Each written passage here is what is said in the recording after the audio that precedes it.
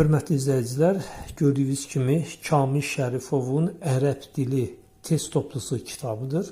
Kitab Durusul Lüğatil Arabiyyəni öyrənənlər üçün əvəz olunmaz bir dərslik vasitəsidir. Test çox əla şəkildə tərtib olunub. İndi isə inşallah gəlin testlərlə tanış olaq və testlərin həllini çalışarıq ki, bir-bir sizlərə izah edək. Demək, birinci hissə 23 dərs 490 sualdan ibarətdir. Birinci, ikinci və üçüncü dərslər 50 sualdan ibarətdir. Başlayaq. 1. Boş yerə uyğun gələn sözü göstərin. Burada gördüyünüz kimi bu sual cümləsidir və həzə burada verilib. Yəni cümlənin burada demək ki, mübtədasıdır.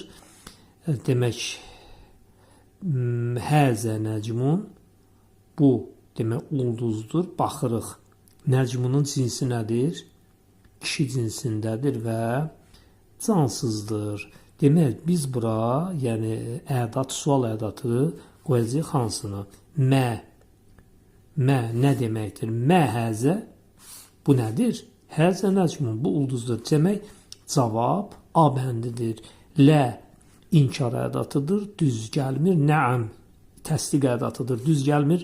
Mən kimdir deməkdir? Bu canlılara aiddir. Demək, cavab A bəndidir. Mə həzə, bu nədir? Həzə nəcmun, bu ulduzdur. 2. Səhv tərcüməni göstərin. A bəndi hisanun at, bu düzdür. B bəndi hərrun isti, bu da düzdür. C bəndi tufəhun alma, bu da düzdür. D bəndi məftuhun, məftuhunun tərcüməsi açıq deməkdir. Və yaxud açılmış, buna ismi məf'ul da deyirlər. Açar, demək düz gəlmir. Demək məftuhun açılmış və ya açıq deməkdir. Demək cavab, səhv tərcüməni göstərin, demək cavab D. 3. Boş yerə uyğun gələn sözü göstərin.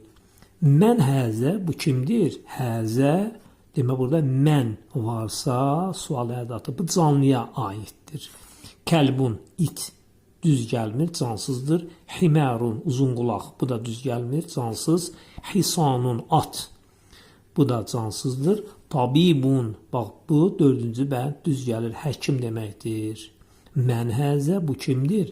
Həzə tabibun, bu həkimdir. Cavab D bəndi. 4. İsti sözünün antonimini göstərin. A bəndi hərrun, isti. B bəndi bəridun, poçt. C bəndi